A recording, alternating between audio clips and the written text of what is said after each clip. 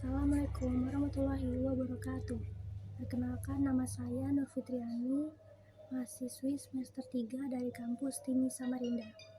Pertama-tama, marilah kita panjatkan puji syukur kepada Allah Subhanahu wa Ta'ala, karena sampai detik ini kita masih diberikan kesehatan oleh Allah Subhanahu wa Ta'ala. Teman-teman sekalian, pada kesempatan ini izinkan saya menjelaskan tentang sistem informasi manajemen ini dengan menjawab pertanyaan dari dosen saya. Nomor 1. Sistem informasi mampu melakukan hubungan bisnis ini untuk pengolahan data yang sebelumnya dilakukan secara manual. Dengan menggunakan sistem informasi, pengolahan data akan dilakukan secara otomatis berdasarkan data yang diinput. Dengan kemudahan ini, maka pertumbuhan bisnis di era global juga akan semakin mudah. Kemudahan pengolahan data serta penyajian informasi yang berguna bagi perusahaan akan mempermudah suatu perusahaan tumbuh di dalam persaingan global. Nomor 2. Sistem informasi adalah sebuah sistem yang dibuat untuk menyajikan informasi yang dibutuhkan oleh suatu perusahaan seperti pelaporan yang digunakan untuk mengambil keputusan perusahaan. Sistem informasi ini juga sebuah sistem yang dibuat untuk mengumpulkan, memproses, menyimpan, dan mendistribusikan informasi.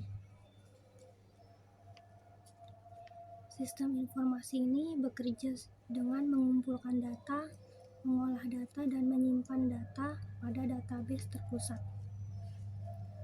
Dan data ini diolah menjadi informasi, kemudian dapat diakses dan diupdate oleh semua orang yang memiliki wewenang sesuai dengan tujuan mereka. Nomor 3. Sistem yang melayani manajemen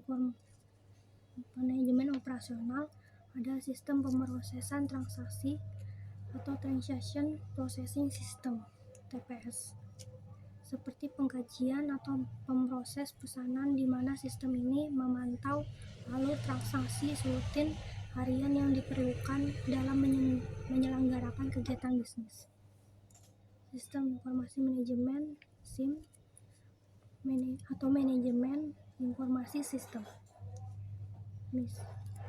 Ini memberikan laporan guna manajemen tingkat menengah dengan meringkas informasi yang diperoleh dari TPS yang perlu dianalisis secara mendalam. Sistem pendukung keputusan atau Decision Support System (DSS) mendukung proses pengambil keputusan yang dilakukan pihak manajemen dengan menggunakan model analisis canggih yang unik dan cepat berubah-ubah.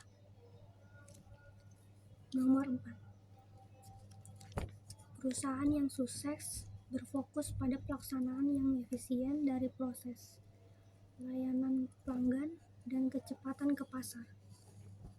Aplikasi perusahaan menyediakan sebuah pandangan konsolidasi yang beroperasi di seluruh fungsi yang berbeda, tingkat, dan unit bisnis. Aplikasi perusahaan memungkinkan organisasi untuk secara efisien bertukar informasi antar area fungsional, unit usahanya, pemasok, dan pelanggan. Nomor 5.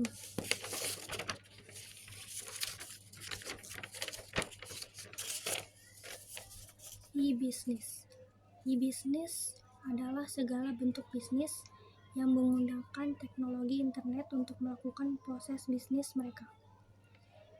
Ini merupakan segala aktivitas yang terkait dengan penggunaan teknologi digital dalam operasi sehari-hari perusahaan, termasuk komunikasi bisnis, pembelian dan penjualan online, pemasaran digital, serta administrasi dan manajemen bisnis secara online. E-commerce. E-commerce adalah kegiatan perdagangan elektronik yang melakukan pembelian dan penjualan produk atau layanan melalui internet. E-commerce seringkali terkait dengan pasar online, toko-toko online, dan platform pembayaran online yang memfasilitasi transaksi elektronik antara penjual dan pembeli. E-government. E-government adalah penggunaan teknologi internet yang memfasilitasi pemerintahan dan penyampaian layanan publik secara elektronik. Ini bertujuan untuk meningkatkan efisiensi, transparansi, dan partisipasi masyarakat dalam proses pemerintahan. Contohnya, pembayaran pajak online, pendaftaran tanah online, pengiriman informasi publik kepada warga melalui website resmi pemerintahan, dan lain-lain. Demikian yang dapat saya sampaikan pada penjelasan saya ini.